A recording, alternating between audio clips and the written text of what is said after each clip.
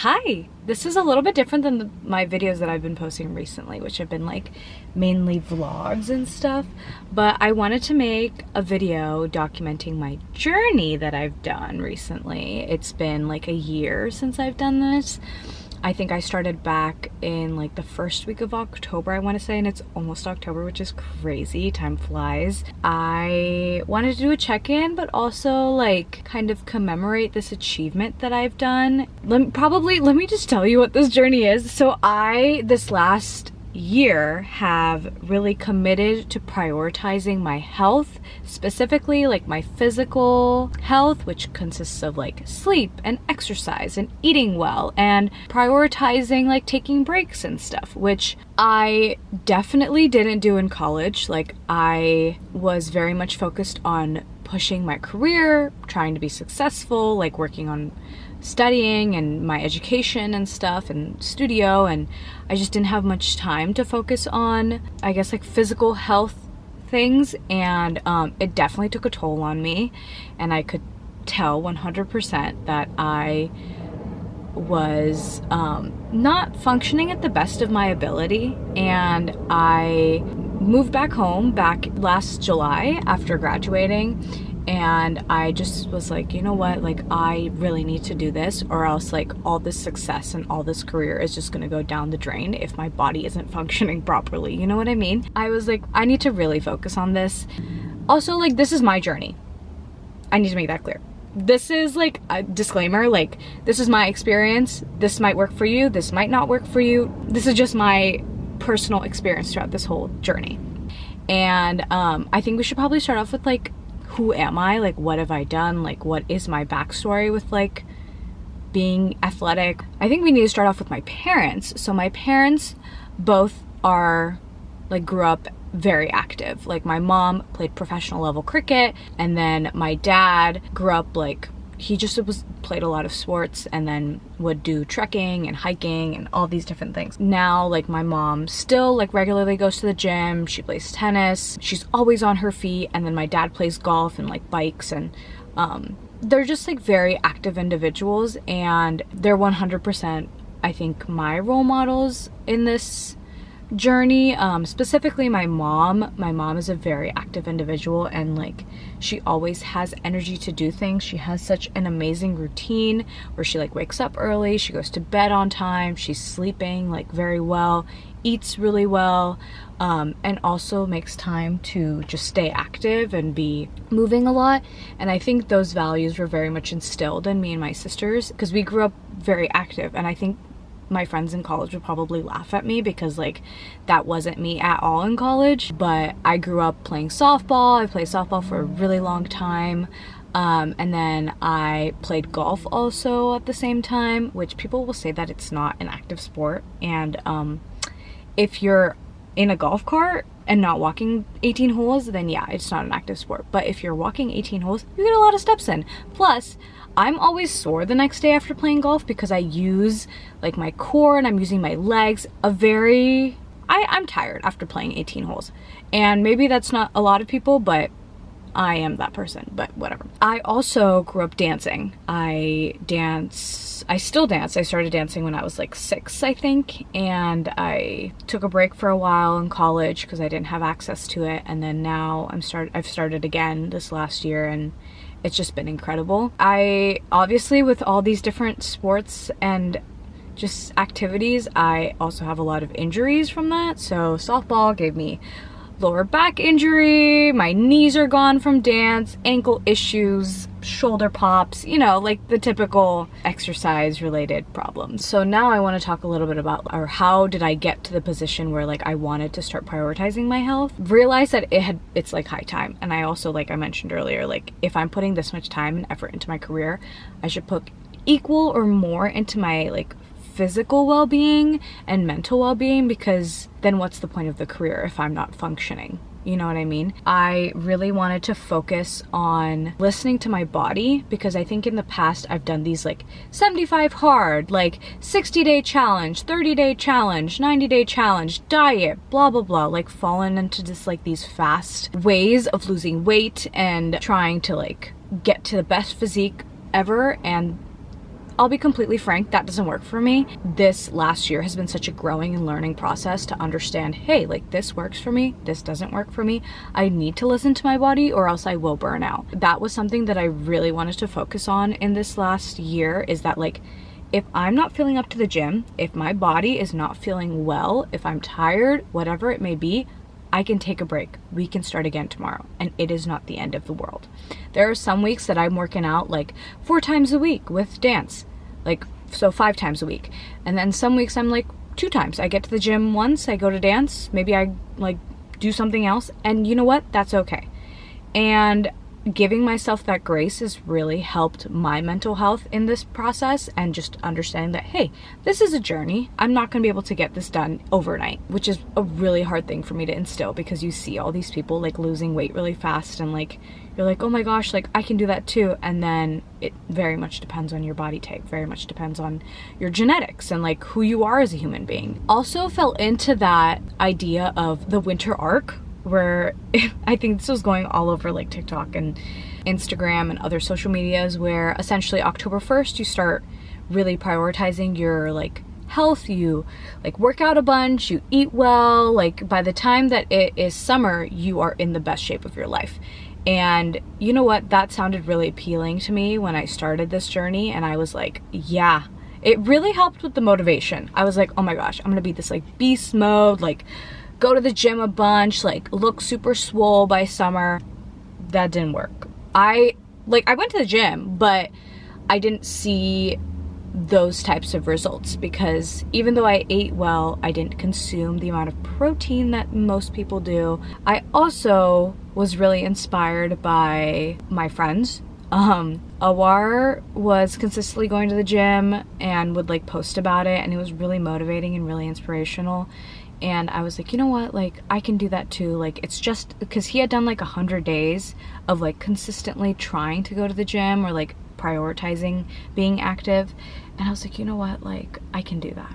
I can do that. That's kind of something that like pushed me. I also have like very, very active friends. Like my number one role model is my mom. Like she holds that place forever and ever and ever. It's like really important to have like a good group of people that are around you that are also motivated to prioritize their health. So Jade is my CrossFit queen, and she is literally my inspiration. This girl is like insane. Oh my gosh, she's so strong, she's so powerful. I wouldn't mess with her if I were you. And Ashi also is someone that like consistently goes to the gym and like prioritizes her health, and it's just really nice. And these are just like some of my friends that do this, but I also think it's important to consume positive media when you're going on this journey.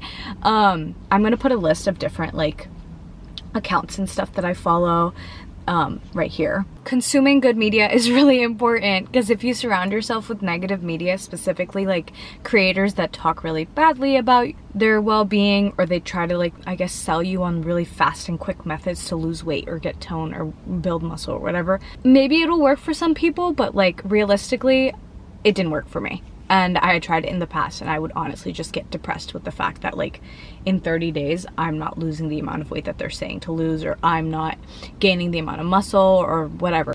And I think there's really positive influencers, preach good values and like realistic things that I personally found really nice to like have and consume. So I used to follow like a bunch of different influencers and like fitness people on Instagram and TikTok, and I think at the beginning of this journey I unfollowed a lot of them that didn't really align with the values of my journey and didn't align with what I wanted to complete and get out of this. I think it's super important to just have those people that you follow that are really good people, are inspiring and motivate you. Versus like putting you down. I'm not a very motivated person when it comes to physical fitness. I am actually like the worst. I will prioritize doing anything else over that until I started to build a routine, and now I've started to look forward to it. And I think having a consistent routine is probably one of the most important things. Slowly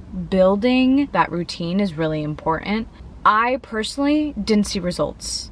Like I still kind of see results, but like I don't really see results, and I don't weigh myself on the scale. I don't think that that's helpful at all for me. I don't take measurements of any sort. It's just like if I see muscle physique build versus not, or how much I'm lifting at the gym versus not, that's how I see my improvement, or like how much my endurance has increased in like a Pilates class or in a core power yoga class, or even like walking on the treadmill. Things like that I think show more improvement in my mind than actually a scale or a measurement. But that's my personal thing. It's not good for my mental health to look at a scale and look at my weight. At the beginning of this journey, I did a body mass index scan, and that kind of helped like me understand how much protein I should be eating and stuff. I don't hit my protein goals every day. I truly don't. And that's fine. That's okay with me. As I mentioned earlier, didn't really see that many results, so I really focused on just consistency. And obviously, like, it depends week per week. It depends on lots of things like work and how tired you are and stuff. But I think my biggest takeaway is how much it has improved my mental health, and general energy levels have increased a lot. And I now look forward to being active. I look forward to going to the gym or going on a walk or dance class. Dance class also helped a lot because it was more of an activity. I used to want to do like these journeys and stuff with other people, like have my friends do it with me and like to hold, so you can hold each other accountable. But at the end of the day, I realized you can only hold yourself accountable. Like, you can't keep depending on somebody else for your own success. And like, I don't mean this in like a bad way. Like, it's truly just like, you need to be able to find motivation within yourself to be able to do these things, versus like, it's nice to have someone that you like hold accountable and that holds you accountable and you hold each other accountable. But like, there's so many factors. Like, what's like one day, like what if they can't go to the gym, they have something, then like, okay, then you're off the wagon too. Like, it's stuff like that that I'm like, I think it's best if I experience this journey alone, prioritize this. I don't think I've felt this confident about my body in a really, really long time, and this is coming from someone who's had a lot of different body insecurities. And I think this journey and just being able to be strong and feel powerful in my body and confident in my body has been such a learning curve, and has definitely took a year. And I hope I can continue this. I said that I wanted to get into running at the beginning of the year, but I don't know if I don't know if I'm into running really yet. But I did my Pilates journey, which I thought was pretty incredible. And I think I saw a lot of huge physique changes in that month that I did Pilates. Like, I know people ask about results, but I don't really know if I've seen results because I try not to really look at them. That's kind of been my journey, and I wanted to commemorate my year. Maybe I'll do one next year. That I've done this for a year now, and it's been pretty awesome. And I would highly recommend anyone who wants to do something like this. I think it is hard at the beginning. It is really difficult at the beginning to prioritize this, because I think a lot of us really focus on our career and our success and wanting to climb the corporate ladder and like focus on education, but like we don't really, I think physical and mental well-being is equally, if not more important than that. It's nice to have something like this, like to be able to say that, okay, I've done this for a year. It's really motivating. Maybe next year I'll see more results or whatever it may be, but this video's kind of been all over the place. But I hope you enjoyed. This was more of like me documenting my journey than like, and sharing what I've learned and stuff from it. Thank you so much for watching. I think this might be a really long video, so I'm really sorry about that, but I really appreciate you being here. I'm gonna eat my maple walnut coffee cake now and drink my coffee and leave. So I will talk to you later, and please let me know if you started your fitness journey or you're starting to like just prioritize your physical and mental well-being more and stuff. I wish you the best of luck, and I know you can do it, because if I could do it, you can totally do it, and I believe in you. So I'm sending you so much love. Bye.